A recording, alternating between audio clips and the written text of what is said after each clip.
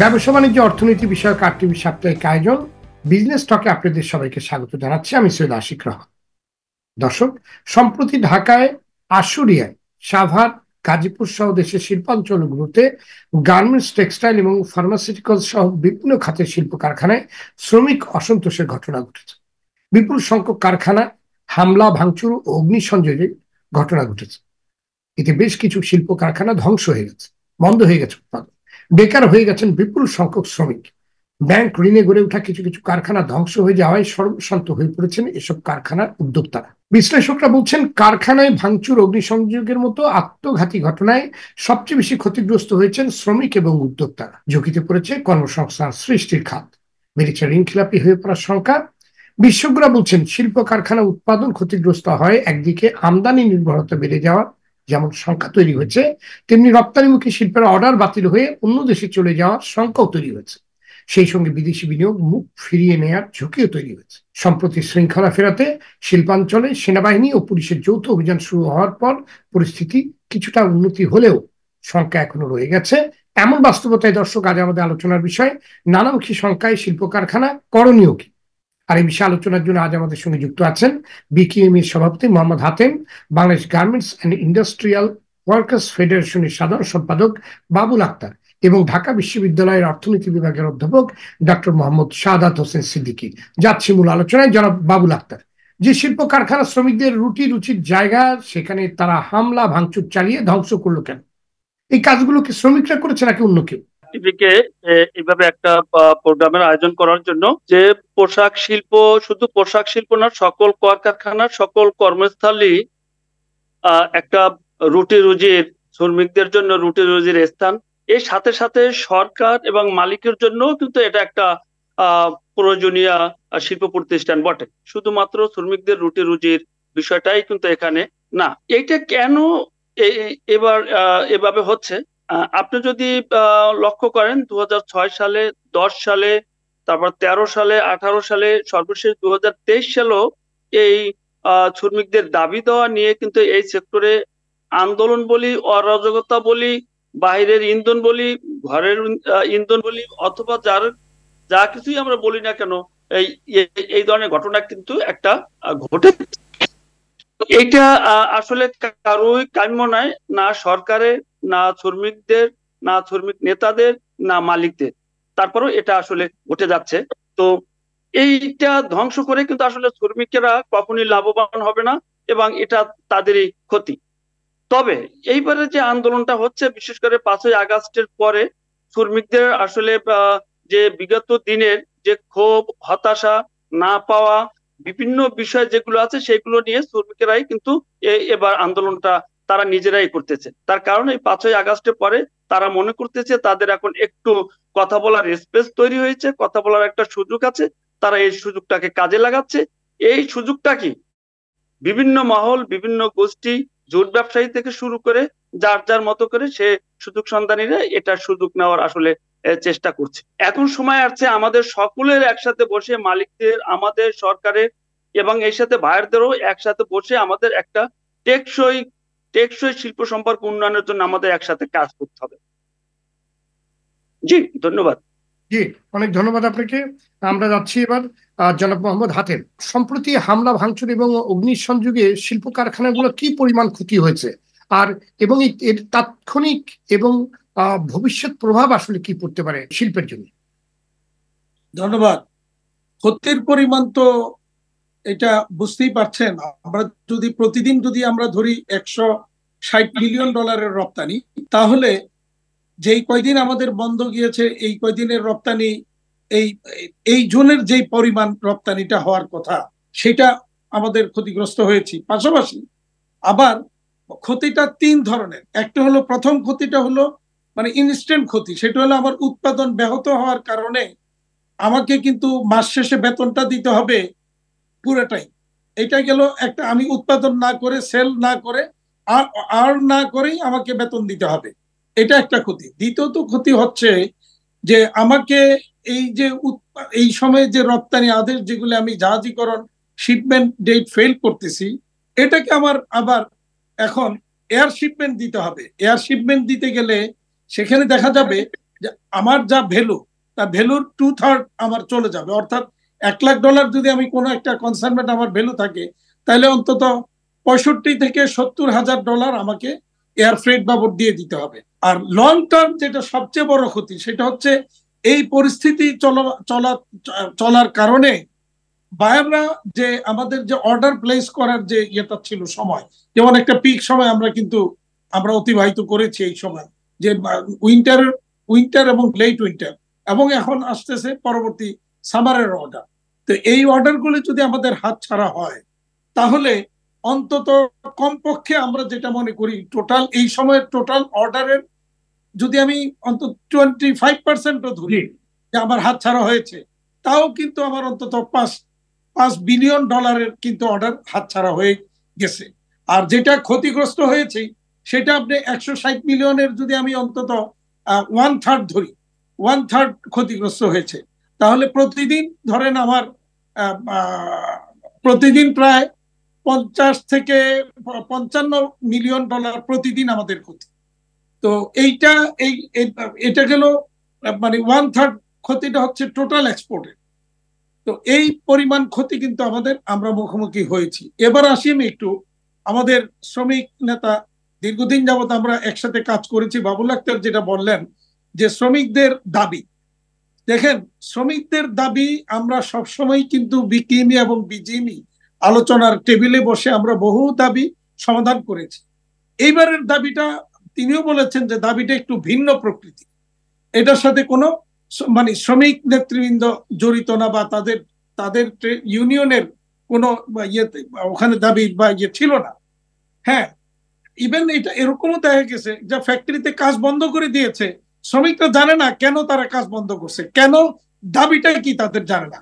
2 দিন বা 3 দিন পরে তাদের একটা লিখিত দাবিনামা আসছে, যেটা তখন আমরা দেখেছি সেখানে কিছু কিছু দাবি আছে যেটা প্র্যাকটিস আমরা বলবো যে আইনের মধ্যে কিন্তু কোনোটাই নেই, যতগুলি দাবি আসছে সবগুলি কিন্তু আইন বহির্ভূত। আর কিছু আছে প্র্যাকটিস, তো প্র্যাকটিসে যতটুকু আছে সেটা কিন্তু আলোচনার টেবিলে বসলে একটা সমাধান কিন্তু করা যেতে পারে। কিন্তু শুরুতে আমরা যেটা বলবো, একটু আমি দ্বিমত পোষণ করব যে শ্রমিকদের দাবি যেটা বলা হলো সেটা কিন্তু শ্রমিকদের দাবি শুরুতে ছিল না। সেখানে দেখা গেছে বেকার যুব সংঘ না কিছু কিছু ব্যক্তি সেখানে মিছিল মিটিং করে বিভিন্ন ফ্যাক্টরি গিয়ে ভাঙচুর করেছে। ফ্যাক্টরি থেকে, চলমান ফ্যাক্টরি থেকে শ্রমিকদেরকে নামিয়ে আনার জন্য ইট পাটকেল মারা হয়েছে, ভাঙচুর করা হয়েছে, ইভেন কোথাও কোথাও অগ্নিসংযোগ করা হয়েছে।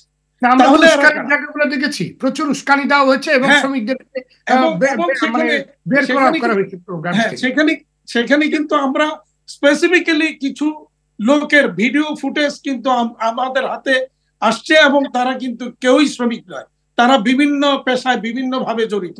তাহলে এরা কারা? আমরা বলেছি সকল যৌক্তিক দাবি আমরা আলোচনার টেবিলে বসবো, কথা বলবো, আলোচনা করে সমাধানে যাব, ওই রাজপথে নয়, ফ্যাক্টরি বন্ধ করে নয়, ফ্যাক্টরি বন্ধ করে নেই। ধন্যবাদ আপনাকে। চালিয়ে পরে আবার অধ্যাপক ডাক্তার শাহাদাত হোসেন, কেউ কেউ বলছেন এবারের হামলা, ভাঙচুর এবং অগ্নিসংযোগে এমন কিছু খাতের উৎপাদন ক্ষতিগ্রস্ত হয়েছে যা বাংলাদেশকে আবারও আমদানি নির্ভর করে দিতে পারে।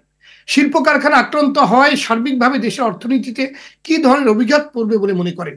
এই যে ফ্যাক্টরিগুলো যেগুলো পুড়ে গেছে কিংবা গার্মেন্টস গুলো যেগুলোকে আপনার অলমোস্ট বন্ধ করে দেওয়া হচ্ছে, এর অভিঘাতগুলো কি? ধন্যবাদ। দেখুন যে বাংলাদেশের যে শিল্পের আমি বলবো যে উৎপাদনের যে ক্ষতি হয়েছে সেই ক্ষতিগুলা বিভিন্ন ভাবে হচ্ছে।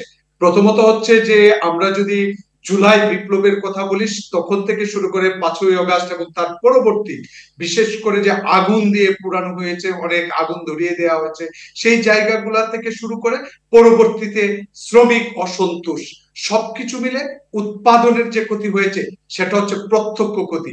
এছাড়া যে ক্ষতিগুলো সামনে পোষাতে হবে সেটা হাতেম ভাই স্পষ্টই বলেছেন যে আসলে অর্ডার যেগুলো আমাদের পাওয়ার কথা ছিল সেই অর্ডারের মধ্যে দেখবেন একটা ঋণাত্মক ভাব চলে আসছে, এবং সেগুলা হয়তো সামনের পরিসংখ্যান গুলাতে আমরা স্পষ্ট ভাবে দেখতে পাবো। তখন আসলে হিসাবায়নটা করা যাবে যে প্রকৃত পক্ষে আমাদের কতটুকু, যদি প্রবৃদ্ধি না হয় নেগেটিভ প্রবৃদ্ধি, পজিটিভ না হয় নেগেটিভ হয়, কতটুকু হয়েছে। এবং সেটা শুধু যে আমি বলবো এই সময়ের ক্ষতি সেটা না, এই আন্দোলন যদি অব্যাহত থাকে, যেটা বাবুল ভাইও বললেন এবং হাতের ভাইও, যে যদি অব্যাহত থাকে তাহলে এই নেগেটিভ ধারাটা কিন্তু বাংলাদেশের এই আরএমজি কে একটা বড় ধরনের বলবো যে শঙ্কার মধ্যে ফেলে দিতে পারে। এখন এই শঙ্কার সাথে, আপনার প্রশ্নের উত্তরে যদি বলতো, এই শঙ্কার সাথে অর্থনীতির বহু কিছু জড়িত। জানেন যে বাংলাদেশের রপ্তানি আয়ের 84-86% যেহেতু আরএমজি সেক্টর, এবং আমরা এককভাবে বলতে পারেন পুরো মাত্রায় নির্ভরশীল আরএমজির উপর। অতএব এই সেক্টরটার উপর যদি কোনো আঘাত আনে তখন কিন্তু ফরেন কারেন্সি রিজার্ভের উপর একটা বড় চাপ পড়ে, যেটার ক্রাইসিস মোকাবেলা করার জন্যই কিন্তু বর্তমান অন্তর্বর্তীকালীন সরকার দ্বারস্থ হচ্ছে আমি বলবো। কারণ এটাকে স্টেবিলিটি, ফরেন কারেন্সি মার্কেটটাকে স্থিতিশীল করার জন্য বিশ্ব ব্যাংক থেকে শুরু করে আইডিবি, এডিবি সবার কাছ থেকেই, ইউএসএআইডি প্রত্যেকের কাছ থেকেই কিন্তু ঋণ নেওয়ার জন্য 8 বিলিয়ন আপাতত স্থির করা হয়েছে, নিবে পরবর্তীতে হয়তো আরো নেওয়ার পরিকল্পনা রয়েছে। এখন এইটা হচ্ছে যে ঋণের উপর ধার করে স্থিতিশীলতা আনা আর আমার এক্সপোর্ট করে স্থিতিশীলতা রাখা, তার মধ্যে কিন্তু একটা বড় পার্থক্য। সেই পার্থক্যের জায়গাটা হচ্ছে আপনি যখন ঋণ করছেন রিপেমেন্টের জন্য ডলার দিতে হবে, সেই ডলারটা কিন্তু এক্সপোর্ট থেকে আসে, রেমিটেন্স থেকে আসে। অতএব সেই জায়গা থেকে আমি স্পষ্ট বলতে চাই যে আরএমজির উপর যে শঙ্কাটা তৈরি হয়েছে, যে ধরনের ষড়যন্ত্রও থাকতে পারে। কারণ আমি যখন দেখি আমার পার্শ্ববর্তী দেশ কোন ধরনের পলিসি নিচ্ছে এবং পার্শ্ববর্তী দেশ ভারতের সঙ্গে বর্তমান সরকারের সম্পর্ক, বাংলাদেশের আরএমজি সেক্টর পার্শ্ববর্তী দেশ ভারতের সাথে তুলা ইম্পোর্টের ক্ষেত্রে দেখেন যে বাংলাদেশের আরএমজির গঠন, যেটা ইম্পোর্ট করতে হয় তার 35% কিন্তু ইম্পোর্ট করতে হয় ইন্ডিয়ার উপর। এখন সেই ভারত যদি তার আরএমজি সেক্টরটাকে সাবসিডাইজ করে অথবা ফেসিলিটেট করে, বাংলাদেশের চেয়ে বেশি গভর্নমেন্ট পর্যায়ে যদি ফেসিলিটি প্রোভাইড করে, সেটাকে দাঁড় করানোর চেষ্টা করে, একটা কম্পিটিটিভ জায়গা তৈরি করে, তাহলে সেই ক্ষেত্রে বাংলাদেশের আরএমজি ব্যবসায়ীদের অবস্থা ভবিষ্যতে কোথায় যাবে, যে পরিমাণ এক্সপোর্ট আর্নিংস হয়, সেই জায়গাগুলো মনে হয় আমাদের বড় ধরনের ক্যালকুলেশন এবং ক্রিটিক্যাল অ্যাসেসমেন্ট করা উচিত বলে আমি মনে করি। ধন্যবাদ আপনাকে। পরে আমি আবার আসবো। জানাব বাবুল আক্তার, শিল্প কারখানা ধ্বংস, ক্ষতিগ্রস্ত হয়, বিপুল সংখ্যক শ্রমিক বেকার হয়ে গেছেন। শ্রমিকরা কেন তাদের কারখানাগুলো রক্ষা করতে পারলো না? শিল্প কারখানা সুরক্ষায় শ্রমিক সংগঠনগুলো আসলে কি ভূমিকা রাখছে? আদৌ কি তার কোনো ভূমিকা রাখছে? আমি শেষের প্রশ্নটার উত্তর দিয়ে আমরা শুরু করি যে বাংলাদেশের ট্রেড ইউনিয়ন কালচার বা ট্রেড ইউনিয়ন ফেডারেশনের যে কর্মকাণ্ডগুলো এখনো এগুলো টেকসই ভাবে এবং গণতান্ত্রিক ভাবে কিন্তু গড়ে ওঠেনি। বিগত দিনে যদি আমরা দেখি যে গার্মেন্টস কারখানাগুলোর কথাই যদি আমি ধরি, যে বর্তমানে গার্মেন্টস কারখানাগুলোতে প্রায় 1300 গার্মেন্টস কারখানায় ট্রেড ইউনিয়ন আছে। তো সেই ট্রেড ইউনিয়ন গুলো যে ফ্যাক্টরিতে রয়েছে, দেখা যায় যে সেই ফ্যাক্টরিতেও কিন্তু আন্দোলন হচ্ছে। এখন যদি আমরা খুঁজে দেখি যে তাহলে আমাদের দেশে কিন্তু ট্রেড ইউনিয়নের যে দুর্বলতা সেটা কিন্তু অনেক। তো অতএব আপনি যেটা বলবেন যে এই যে আন্দোলন করছে যে শ্রমিকেরা, তারা কি আদৌ ট্রেড ইউনিয়নের সাথে জড়িত? তারা কিন্তু আদৌ এবং তারা কিন্তু আসলে ট্রেড ইউনিয়ন বা কোনো ট্রেড ইউনিয়ন ফেডারেশনের সাথে জড়িত নয়।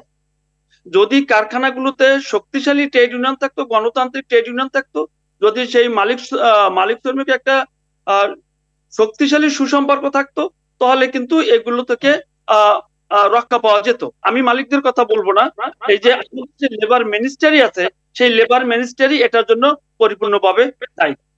এবং সেটা যদি দেখেন, সেই দায়িত্বের সাথে আমাদের অনেক শ্রমিক নেতারাও হয়তো জড়িত আছেন এবং এখানে দুর্নীতি কাজ করে, অনিয়ম কাজ করে, বা এখানে নিরপেক্ষতা নেই, এই ধরনের অনেক সমস্যাটা আছে। বাংলাদেশে একটা লেবার ল আছে এবং লেবার বিধি আছে।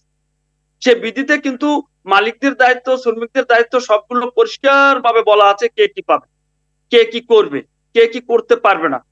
আইনের বাইরে যদি কিছু হয়, সেটা কিন্তু দেখেন 5ই আগস্টের পর সেখানে কিন্তু আইনের অনেক কিছু শ্রমিকেরা অবৈধভাবে আন্দোলন করছে, সংগ্রাম করছে, দাবি দেওয়া নিয়ে কথা বলছে। সে দাবি দেওয়াগুলো কি আছে?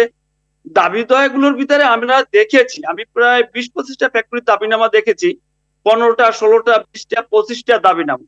তার ভিতরে আর্থিক ইনভলভমেন্ট আছে মাত্র 2-3টা, আর বাকিগুলো হইলো শ্রমিকদের বিগত দিনের যে ক্ষোভ, হতাশা এবং আইনের লঙ্ঘন, সবগুলো এই ব্যবহার জনিত, সেগুলো মালিকদের মানতে আমার মনে হয় যে কোনো বাধা নেই। কিন্তু সেই মানার ক্ষেত্রে দেখা গেছে যে সে মালিক মেনে নিল, সেটা ঘোষণাটা কিভাবে হবে সেটাও কিন্তু শ্রমিকদেরকে ঠিকভাবে জানানো হয় না, যার জন্য কিন্তু আন্দোলনটা থামছে না। মোহাম্মদ হাতিম, আপনার কাছে আসতে চাই।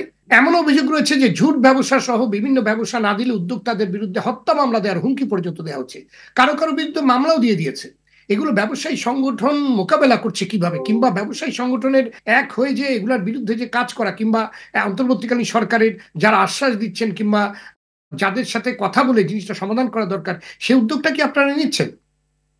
দেখেন, আমরা কিন্তু অন্তর্বর্তীকালীন সরকারের প্রধান উপদেষ্টা থেকে শুরু করে অনেক উপদেষ্টার সাথে এই বিষয়গুলি নিয়ে আমরা কথা বলেছি, এবং আমাদের ব্যবসায়ীদের বিরুদ্ধে এই যে মামলাগুলি হচ্ছে, বিভিন্ন জায়গায় মামলাগুলি হচ্ছে, আমরা যারা রাজনীতির সাথে সম্পৃক্ত তাদের নিয়ে আমরা কিন্তু কখনো কোনো কথা বলিনি, কিন্তু ব্যবসায়ীরা যখন মামলার শিকার হচ্ছে নানাভাবে, সেটা নিয়ে কিন্তু আমরা কথা বলেছি এবং কন্টিনিউয়াস বলে যাচ্ছি। এবং সরকারও আমাদেরকে আশ্বস্ত করেছেন তাদের মানে যাদের সম্পৃক্ততা না থাকবে তাদের বিরুদ্ধে গ্রেপ্তারি পরোয়ানা বা কোন রকম কিছু হবে না, এটা আমাদেরকে আশ্বস্ত করেছে। আমরা সেই আশ্বস্তের মধ্যেই থাকতে চাই এবং দেখতে চাই। তবে আমি ওই জায়গাতেই আবার একটু যাই।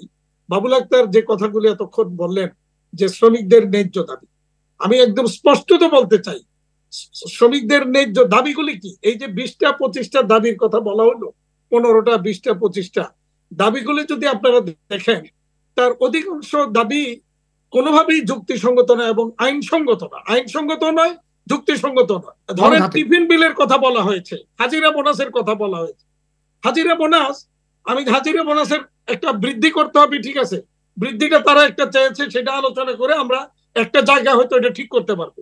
কিন্তু যদি বলা হয় যে হাজিরা বোনাস, সে হাজির থাকবে না, ছুটি নিয়ে গেছে, সেটাকেও হাজিরা হিসেবে গণ্য করতে হবে 100% হাজিরা হিসেবে, তাহলে তো হাজিরা বোনাসের যে স্পিরিট, যে কারণে দেওয়া হইলো, সেটাই কিন্তু থাকলো না। 2 নম্বর আসেন আপনি, যে বলা হচ্ছে যে কিছু মানে তাদের যে নিয়োগ দিতে হবে পুরুষ এবং মহিলা শ্রমিকের মানে সমান হারে, সেখানে মানে বৈষম্য করা যাবে না, মানে বৈষম্য করা যাবে না, মানে বৈষম্য বিরোধী ছাত্র আন্দোলনের মধ্যে এখন এখানেও বৈষম্যের কথা তোলা হচ্ছে।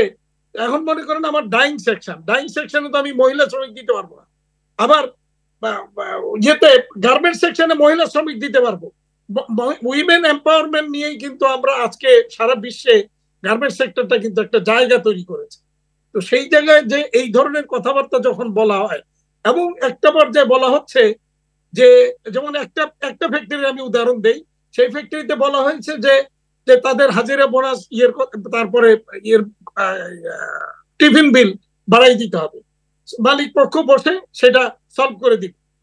2 দিন কাজ করলো, যে বেতনটা পাইলো, গত মাসের বেতনটা যেদিন দিল, এরপর থেকে আবারও 16 দফা দাবি নিয়ে আসলো, এসে আবার কাজ বন্ধ করে দিল। মানে দেখেন, প্রথম বাবুল আক্তারও কিন্তু এটা বলেছেন যে আইনে স্পষ্টত বলা আছে কার কি দায়িত্ব, কিভাবে কি করতে হবে, সবকিছু বলা আছে। তো হঠাৎ করে কাজ বন্ধ করে দেওয়া, এটাও কিন্তু সম্পূর্ণ বেআইনি।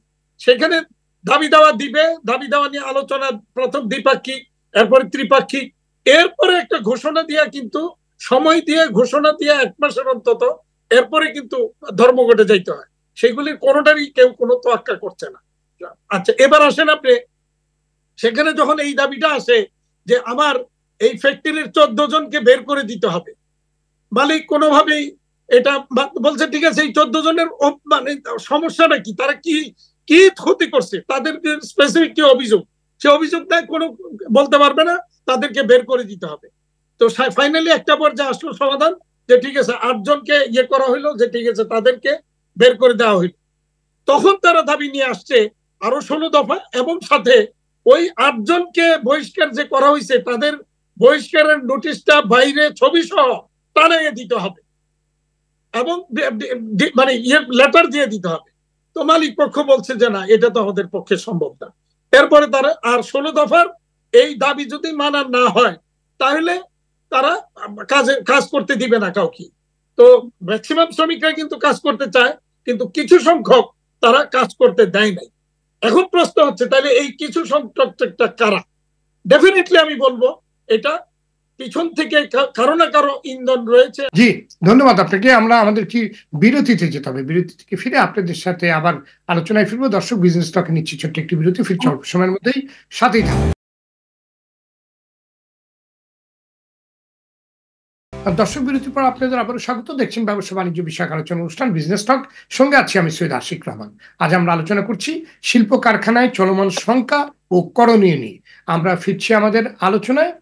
জনাব মোহাম্মদ হাতেম, আপনার কাছে আমি যেতে চাই, সেনাবাহিনী এবং পুলিশের যৌথ অভিযান শুরুর পর পরিস্থিতি আসলে কতটুকু বদলেছে? কারণ আমরা অনেকদিন ধরে শুনছি যে ওখানে আপনার সেনাবাহিনী সহযোগিতা করছে এবং পুলিশের যৌথ অভিযানের কথা তো বলাই হয়েছে। তো এই যৌথ অভিযানের পর পরিস্থিতি কতটুকু বদলেছে, কতটুকু উন্নতি হয়েছে? কিছুটা তো উন্নতি হয়েছে, এবং যারা আমরা যাদেরকে আইডেন্টিফাই করেছি তাদের অনেককেই অ্যারেস্ট করেছে, এবং সেটা সরকার সেইভাবে দায়িত্ব নিয়ে সেই কাজটা করছে। ইভেন যেটা আমরা শ্রমিক নেতৃবৃন্দকেও অনুরোধ করেছি, স্থানীয় রাজনীতিবিদদেরকেও অনুরোধ করেছি যে তারা অতীতে যেভাবে দায়িত্বশীল ভাবে ভূমিকা পালন করেছে সেভাবে যেন এখনো আমাদের পাশে এসে দাঁড়ায়, এবং শ্রমিকদের স্বার্থে, ইন্ডাস্ট্রির স্বার্থে এই ধরনের অরাজকতা, ভ্যান্ডালিজম যেন বন্ধ করার ব্যবস্থা নেওয়া হয়। আদারওয়াইজ আলটিমেটলি ক্ষতিগ্রস্ত শ্রমিকরা হবে, দেশ হবে, ইন্ডাস্ট্রি ক্ষতিগ্রস্ত হবে, মালিকরা তো হবে। হ্যাঁ, আপনাকে পরে আমি আবার আসবো।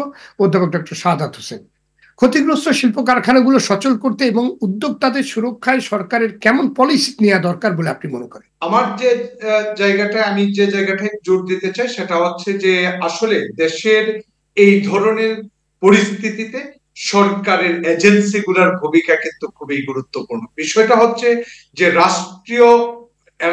আমি বলবো যে রাষ্ট্রীয় অবদান যদি চিন্তা করেন, রাষ্ট্রের অবদান সেটা কিন্তু শিল্পের অবদান সবচেয়ে বেশি। অতএব সেই শিল্পটাকে রাষ্ট্রের সম্পদ মনে করে এর রক্ষা করার দায়িত্ব কিন্তু সরকারের রয়েছে, এবং সেটা স্পেসিফিক্যালি যদি বলি যে মিনিস্ট্রি অফ লেবার্স এমপ্লয়মেন্ট, তাদের কিন্তু একটা বড় ধরনের ভূমিকা থাকে। অর্থাৎ নেগোসিয়েশন যদি করতে হয়, সেই নেগোসিয়েশন দেরি হবে কেন, উদ্ভূত পরিস্থিতিতে তাৎক্ষণিক সমাধান করা যায় কিভাবে, অথবা বর্তমান কনটেক্সটে কি কি হতে পারে সেই বিষয়ের সজাগ থেকে প্রত্যক্ষভাবে রাষ্ট্রের প্রতিষ্ঠানগুলোর সাথে কিন্তু সব সময় একটা জোরালো সম্পর্ক থাকা উচিত। কারণ রাষ্ট্র যখন চিন্তা করা হয় যে আমার প্রতিনিয়ত আমরা একটা গেমের মধ্যে আছি, আমি মনে করি যে গেম থিওরি সব জায়গায় রয়েছে। অতএব সেই গেম কত ভাবে হতে পারে সেইগুলাও কিন্তু মালিক পক্ষের সাথে এবং শ্রমিক পক্ষ কি কি নেওয়া যেতে পারে তার তাৎক্ষণিক ব্যবস্থার জন্য কিন্তু বিভিন্ন ধরনের আলোচনা হতে পারে। আমার মনে হয় যে রাষ্ট্রের একটা গ্যাপ রয়েছে এজেন্সিগুলোর সাথে, ওই ইন্ডাস্ট্রির মালিক পক্ষ, শ্রমিক পক্ষ। আরেকটা জায়গা হচ্ছে যে লেবার ইউনিয়নের কথা বলা হয়, ঠিক আছে, লেবার ইউনিয়ন দাবির কথা যে বিষয়গুলো বলা হচ্ছে আসলে অযৌক্তিক দাবি, মানে কনটেক্সটেও বুঝতে হবে।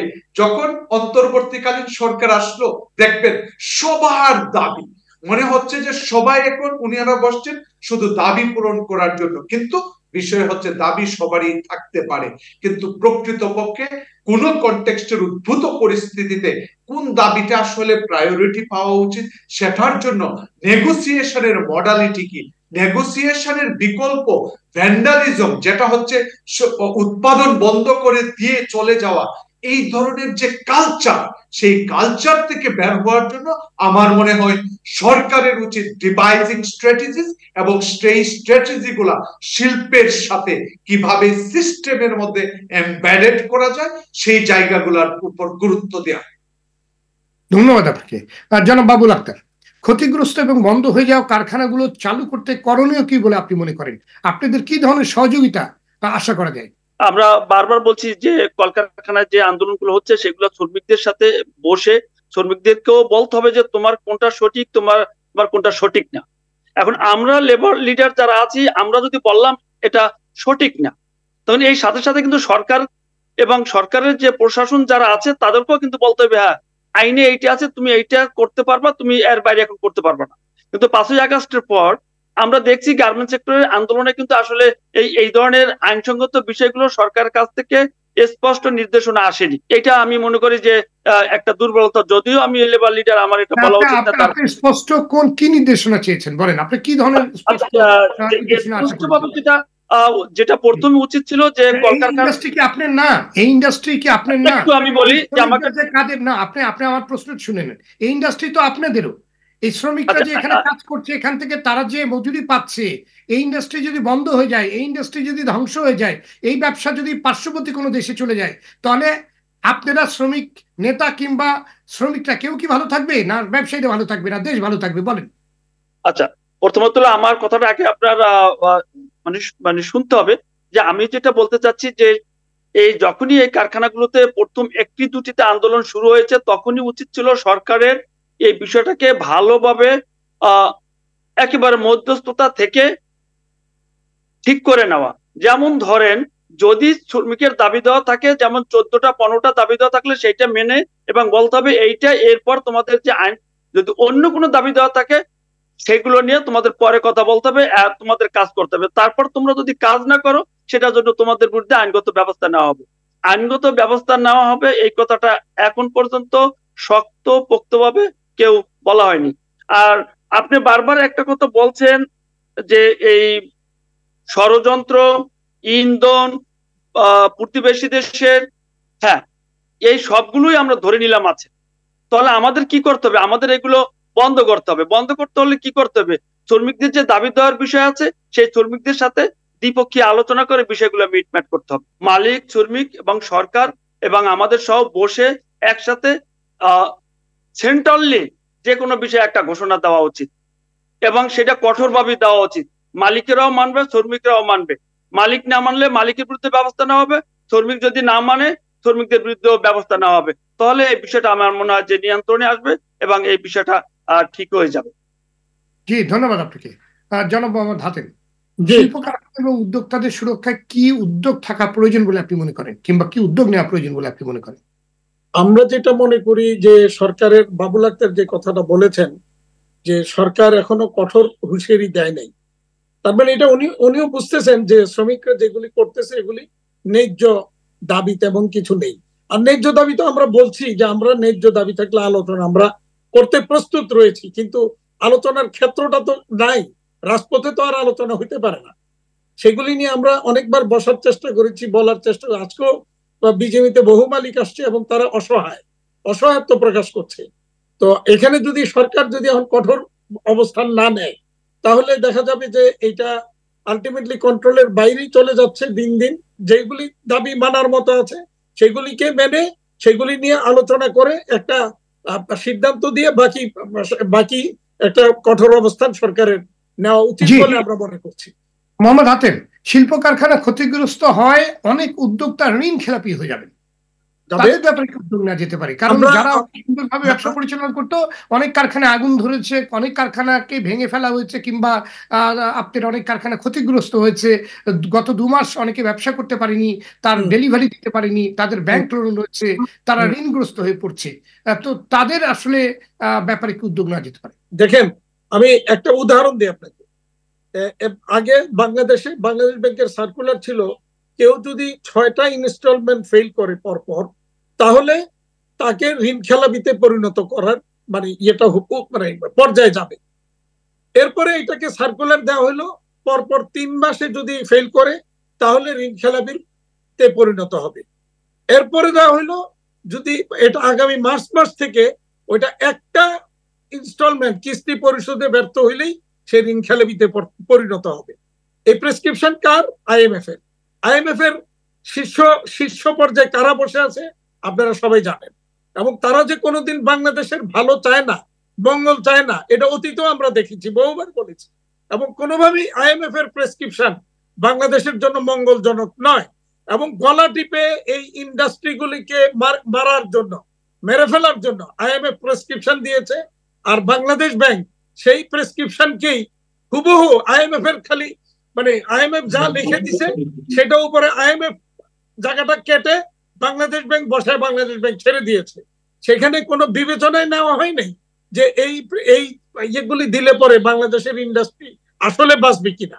বাংলাদেশে যে ব্যবস্থা করে রাখা হয়েছে, যদি কেউ ঋণ খেলাপিতে হয় এবং ফেল করে, তাহলে তাকে জেলে নেওয়ার মতো সকল প্রকার আয়োজন বাংলাদেশ ব্যাংক করে রেখেছে। এটাই হচ্ছে বাংলাদেশের বাস্তবতা। ধন্যবাদ আপনাকে। অধ্যাপক ডক্টর শাহাদাত হোসেন, শিল্পায়ন, উৎপাদন, কর্মসংস্থান ঠিক রাখতে আপনার পরামর্শ কি? ধন্যবাদ। প্রথমত হচ্ছে যে বাংলাদেশের যে বর্তমান প্রেক্ষাপট, সেটার ক্ষেত্রে জানেন যে খেলাপি ঋণ একটা বড় ইস্যু। কারণ উৎপাদনের ক্ষেত্রে খেলাপি হওয়ার পিছনে যেরকম কারণ থাকে, অর্থাৎ আপনি যখন বেশি বেশি মাত্রায় খেলাপি হচ্ছেন, তখন প্রকৃতপক্ষে বোঝা যাচ্ছে যে আপনার ঋণটা যে উদ্দেশ্যে নিচ্ছেন সেই উদ্দেশ্যে ইফেক্টিভলি ব্যবহার করতে পারছে না, কার্যকরী হচ্ছে না বলেই কিন্তু আপনি খেলাপি হচ্ছেন। এখন প্রকৃতপক্ষে আপনি ইচ্ছাকৃত ভাবে খেলাপি হন, আরেকটা জায়গা হচ্ছে যে আগুনে পুড়ে গেল ইন্ডাস্ট্রি, ক্ষতিগ্রস্ত হয়ে গেল ন্যাচারাল কোন কারণে, সেই কারণে। অর্থাৎ যে বিষয়টা খেলাপির ক্ষেত্রে এখন নতুন যে আইএমএফ এর প্রেসক্রিপশন, সেই প্রসঙ্গটা আনতে চায় বাংলাদেশের। যেহেতু ঋণের মাধ্যমে ইন্ডাস্ট্রির মানে ইনভেস্টমেন্ট, সেই ইনভেস্টমেন্টটা যেহেতু ব্যাংক থেকে নেওয়া হয় তার ব্যবহার যোগ্যতার উপর। এখন যদি টাইট করা হয় পলিসির দিক থেকে, তখন আসলে বাংলাদেশে খেলাপি ঋণের পরিমাণ যে পলিসি, তাতে অনেক পরিমাণ বেড়ে যাবে। যেটা দেখেছেন 1,78,000 কোটি টাকা থেকে অলরেডি 2 লাখ কোটি টাকাতে চলে গেছে, এবং সেটা যখন আরো টাইট করা হবে, তখন এইগুলো হচ্ছে এক ধরনের নেগেটিভ সিগন্যাল দিবে। এখন রাষ্ট্র থেকে যে কথাগুলো হচ্ছে যে কমপ্লায়েন্স, যে আমরা দেখেছি যে সমস্ত লোনগুলা ব্যবহার করার কথা ছিল যে উদ্দেশ্যে, সেটা হচ্ছে না। যে ব্যাংকের, সেন্ট্রাল ব্যাংকের যে নীতিমালা রয়েছে, সেই নীতিমালা আমার কমার্শিয়াল ব্যাংকগুলো মানে নাই, যে কারণেই বড় বড় লোন, যেমন বেক্সিমকোর কথা আসে, একটা ব্রাঞ্চ থেকে যখন আপনি 18,000 কোটি টাকা নিয়ে নেন, তখন অন্যরা আর কি দিবে, মানে দ্যাটস ফর এক্সাম্পল। তো সেই জায়গাগুলো হচ্ছে যে ব্যাংকের যে রুলস রেগুলেশন, সার্কুলার, প্লাস হচ্ছে আপনি কমপ্লায়েন্স জায়গাটারই বড় অভাব আমাদের। যে আমি বলবো যে বাংলাদেশের যে ইনস্টিটিউশনাল রুলস রেগুলেশন আছে, বাট সেগুলোর প্রতি কমপ্লায়েন্ট না। শাহাদাত হোসেন, শেষ প্রশ্ন আপনার কাছে। স্থানীয় শিল্প বিনিয়োগের পরিবেশ ক্ষতিগ্রস্ত হলে, শঙ্কা তৈরি হলে তো বিদেশি বিনিয়োগ মুখ ফিরিয়ে নেয়।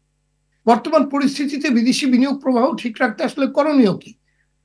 যে বিদেশি বিনিয়োগকারীদের যদি আকৃষ্ট করতে হয়, আমি ব্যালেন্স অফ পেমেন্টের সংখ্যা থেকেই বলি, যে সেই অবস্থান থেকেই বলি, আমাদের ফিনান্সিয়াল অ্যাকাউন্টের অবস্থা খুবই দুর্বল। আপনারা জানেন আর্থিক হিসাবটায় 9 বিলিয়ন পর্যন্ত আমরা নেগেটিভে চলে গেছি। অতএব সেই জায়গাটায় বিদেশি বিনিয়োগ করে আপনি কখন লাভবান হবেন? আপনি লাভবান হবেন যদি দেশের মূল্যস্ফীতিকে 2, 3, 4% মধ্যে নিয়ে আসতে পারেন, তাহলে আপনি বিদেশি বিনিয়োগকারীরা আকৃষ্ট হবে। আমি বলবো রাজনৈতিক স্থিতিশীলতা, সাথে সাথে অর্থনৈতিক স্থিতিশীলতা। আর সেই অর্থনৈতিক স্থিতিশীলতার জায়গায় যে দুটো আমি বলবো সূচককে গুরুত্ব দিতে হবে, তার একটা হচ্ছে আমি বলবো যে টাকার মূল্যকে স্থিতিশীল করা, অর্থাৎ যেন আর ডিভ্যালুয়েশন না হয়, আর মূল্যস্ফীতিকে একটা সহনশীল পর্যায়ে নিয়ে আসে। ধন্যবাদ আপনাদের সবাইকে আজকে আলোচনায় যোগ দেওয়ার জন্য। দর্শক, ব্যাপক ভিত্তিক কর্মসংস্থান সৃষ্টির পাশাপাশি বৈদেশিক মুদ্রা আয়ের অন্যতম প্রধান উৎস রপ্তানি খাত, আর রপ্তানি আয়ের 82% আসে পোশাক খাত থেকে। পাশাপাশি অভ্যন্তরীণ চাহিদা পূরণ করে আমদানি নির্ভরতা কমানোর মাধ্যমে ডলার ড্রেইন ঠেকাতেও গুরুত্বপূর্ণ ভূমিকা রাখছে ওষুধ, চামড়া, রাবার, টায়ার, কনজিউমার গুডস সহ বিভিন্ন শিল্প খাত। এসব শিল্প কারখানা ক্ষতিগ্রস্ত হলে রপ্তানি, কর্মসংস্থান, বিনিয়োগ, উৎপাদন সহ ঝুঁকিতে পড়ে দেশের পুরো অর্থনীতি। সুতরাং শ্রমিক, মালিক এবং অর্থনীতি সুরক্ষায় শিল্প কারখানাগুলো রক্ষা করতে হবে। এ ব্যাপারে অন্তর্বর্তী সরকারকে জিরো টলারেন্স নীতি গ্রহণ করতে হবে।